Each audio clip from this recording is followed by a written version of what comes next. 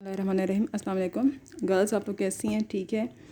اچھا، اب یہ ہم نے ایجوکیشن کا جو نیکسٹ لیکچر ہے اس میں ہم ڈسکس کرنے جا رہے ہیں تعلیمی کمیٹیاں جو ہیں وہ قائم ہوئیں۔ اس سے پہلے ہم جو ڈسکس کر چکے ہیں نا، وہ تھوڑا سا یاد ہو پریویس لیکچر میں کہ جو ہے تعلیمی کانفرنس ہوئی تھی اور اس میں جو وزیر تعلیم تھے انہوں نے جو ہے وہ اپنا خطاب کیا تھا۔ قائد اعظم شرکت نہیں کر سکے تھے اس کانفرنس میں، لیکن ان کا جو ہے انہوں نے ابتدائیہ کے طور پہ اپنی جو ہے نا وہ نکات بھیجے تھے، وہ شامل ہوئے تھے۔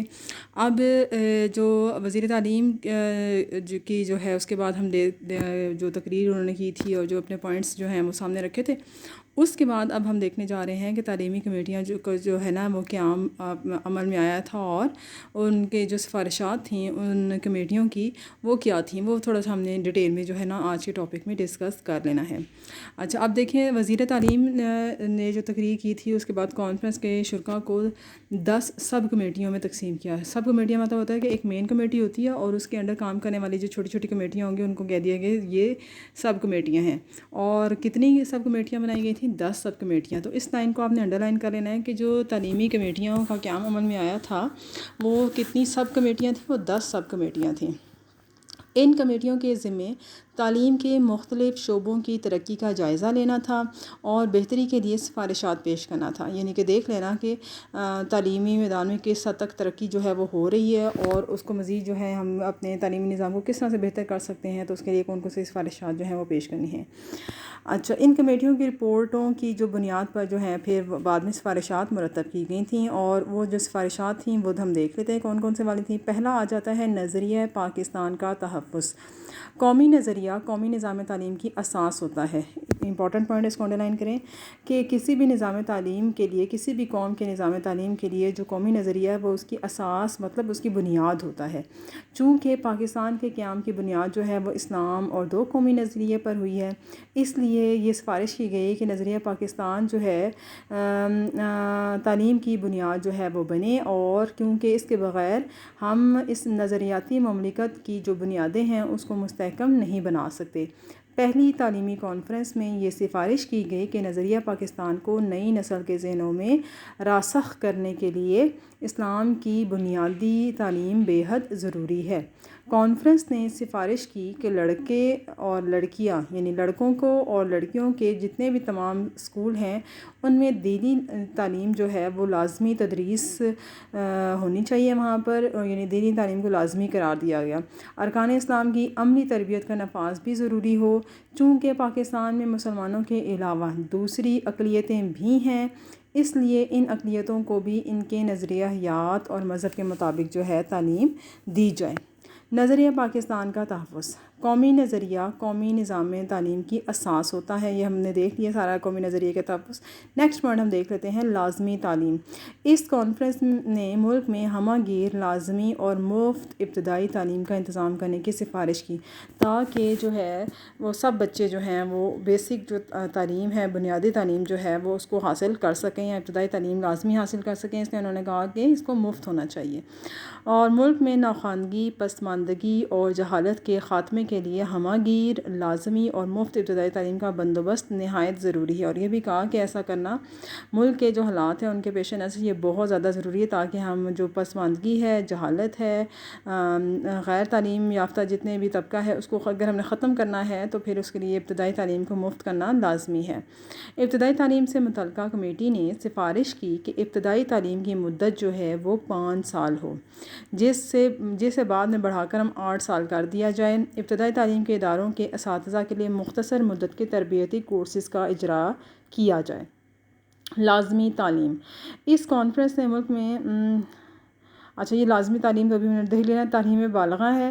پاکستان میں آبادی کا ایک بہت بڑا حصہ ایسے بالغ افراد پر مشتمل ہے جو لکھنا پڑھنا نہیں جانتے۔ بالغ کہتے ہیں جو میچور بڑے لوگ ہیں، یعنی آپ سمجھ لیں جو 25-30 سال سے زیادہ کی عمر کے یا اس سے زیادہ کی عمر کے لوگ ہیں، 20 سے زیادہ اس میں ہم کنسیڈر کر لیتے ہیں، 20 سال سے جو زیادہ کے ہوں گے نا وہ بالغ افراد اور آ جاتے ہیں۔ اور ایسا پاکستان کی آبادی کا بہت بڑا حصہ ہے جو بالغ افراد میں کی اس میں آتا ہے فہرست میں، اور وہ ان پڑھ ہے، یعنی وہ پڑھا لکھا نہیں ہے۔ ایسے نوخواندہ افراد ملک کی مجموعی ترقی میں بہت بڑی رکاوٹ ہے. آپ کو پتہ ہے کہ جو 20 سال سے زیادہ کے طبقہ ہوتا ہے ہمارے ہاں زیادہ تر یہی طبقہ کما رہا ہے, ذریعہ معاش جو ہے وہ اپنے لیے چنتا ہے. تو اگر یہی طبقہ جو ہے وہ پڑھا لکھا نہیں ہوگا تو آپ دیکھیں کہ ملک کی ترقی میں ہم کیسے جو ہیں رکاوٹوں کو ختم کر سکتے, وہ ہم نہیں کر سکتے. یہی لوگ جو ہے ایک بڑی رکاوٹ کا باعث بن رہے ہیں ہماری ملک کی ترقی میں, اور اس کو ہمیں جو ہے یہاں پہ اس طبقے کی جو ہے نا تعلیم کی طرف بھی توجہ کی دلائی گئی. ملک سے مکمل طور پر جہالت اور ناخواندگی کا خاتمہ کرنے کے لیے تعلیم بالغاں کے مختلف پروگرام جو ہیں شروع کرنے کی سفارش کی گئی. شہریت کی تربیت, یعنی کہ جو لوگ پاکستان چونکہ جمہوری ملک ہے, حقوق و فرائض جو ہیں وہ آگاہی ہونی چاہیے اور یہ جمہوریت کی بنیاد ہے. تعلیمی کانفرنس میں یہ سفارش کی گئی بچوں میں نظم و ضبط, دیانتداری, حب الوطنی, احساس ذمہ داری اور معاشرتی خدمت کا جذبہ جو ہے پیدا کرنے کے لیے انہیں شہریت کی تعلیم جو ہے وہ دی جائے تاکہ انہیں اپنے حقوق کے بارے میں پتہ چلے, ان ایک اچھے شہری کے طور پہ وہ کیسے زندگی گزاریں گے. اس کے لیے دیانتداری, نظم و ضبط, حب الوطنی, ذمہ داری کا احساس, یہ ساری چیزیں جو ہے نا اس کے اندر شامل ہوں. ذریعہ تعلیم, پہلی تعلیمی کانفرنس میں سفارش کی گئی کہ صوبوں میں پرائمری تک ذریعہ تعلیم صوبائی زبانیں ہو سکتی ہیں لیکن پورے ملک میں اردو کو قومی زبان کی حیثیت سے لازمی مضمون کے طور پہ پڑھایا جائے. مڈل اور ہائی سطح میں اردو ذریعہ تعلیم ہو. اعلیٰ تعلیم میں اگر انگریزی کو ناگزیر برائی کے طور پر کچھ عرصہ جاری رکھنے کی سفارش کی گئی. اب دیکھیں جو ہے نا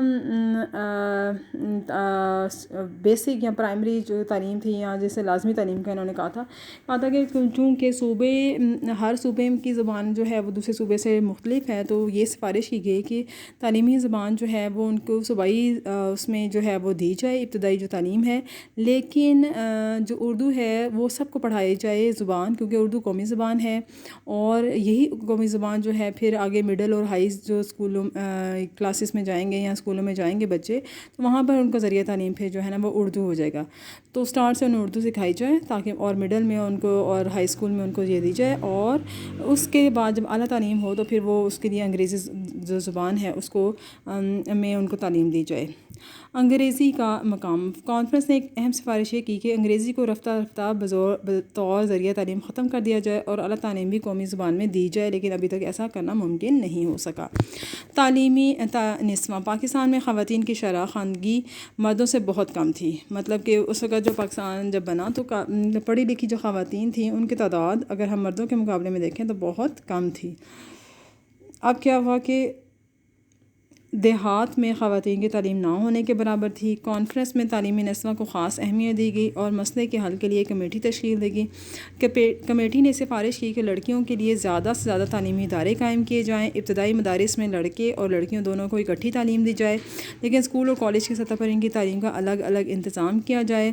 خواتین اساتذہ کی تربیت کا انتظام کیا جائے. اس کے علاوہ خواتین کے لیے الگ میڈیکل کالجز بھی قائم کیے جائیں. سائنسی اور فنی تعلیم, 1947 کی تعلیمی کانفرنس میں سائنسی اور فنی تعلیم پر خصوصی توجہ دینے کی سفارش کی گئی اور یہ طے پایا کہ ایک سائنٹیفک انڈسٹریل ریسرچ کونسل کا قیام عمل میں لایا جائے تاکہ وہ ملک میں سائنسی اور فنی تعلیم کے مقاصد طے کرے اور بہتری کے لیے سفارشات پیش کرے. اساتذہ کی تربیت, تعلیمی کانفرنس میں اساتذہ جو ہیں ان کی تربیت کے سلسلے میں سفارش کی گئی. ابتدائی تعلیم کے لیے جتنے بھی اساتذہ کی ضرورت ہے ان کا اندازہ لگایا جائے اور ان کی تربیت کا بندوبست کیا جائے. اساتذہ کی تنخواہوں پر نظر ثانی کی جائے اور اچھی کارکردگی دکھانے والے اساتذہ کو انعامات دیے جائیں. نیز پاکستان اکیڈمی کے نام سے تربیت اساتذہ کے لیے قومی ادارے بنانے کا قیام عمل میں لایا جائے. 1947 کی تعلیمی کانفرنس ایک مکمل تعلیمی پالیسی تو نہ دے سکی, لیکن آئندہ کے لیے یہ طے ہو گیا کہ ملک کی نظام تعلیم کی بنیاد اسلامی نظریہ حیات پر رکھی جائے.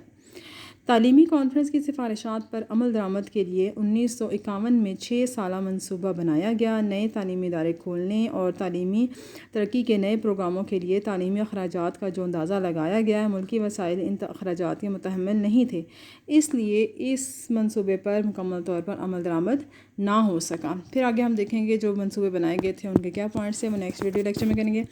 یہ بہت امپورٹنٹ ٹاپک تھا جو آج ہم نے ڈسکس کیا کہ جو کمیٹیاں بنائی گئی تھیں ان کے جو ہے نا سفارشات بات کیا تھیں آپ نے اچھے طریقے سے یہ آپ پریپیئر کر لینا ہے، کیونکہ انہیں میں تھوڑا بہت رد و بدل کر کے آگے جو ہے وہ پوائنٹس ہم ڈسکس کریں گے۔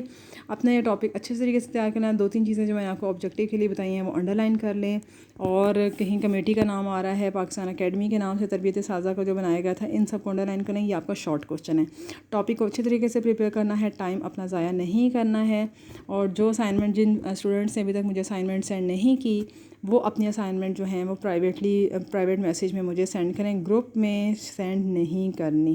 گروپ میں فرائیڈے کو انشاءاللہ گروپ میں آپ کے ساتھ جو ہے نا کسی بھی ٹائم پر گروپ کی سیٹنگ چینج کروں گی، اس میں پھر آپ نے اپنی پرابلمس جو ہے نا وہ مجھ سے ڈسکس کرنی ہے، لیکن آپ نے اسائنمنٹ جو ہے وہ پرائیویٹلی مجھے بھیجنی ہے، ٹھیک ہے؟ اپنا خیال رکھیے گا، دعا میں یاد رکھیے گا، اللہ حافظ۔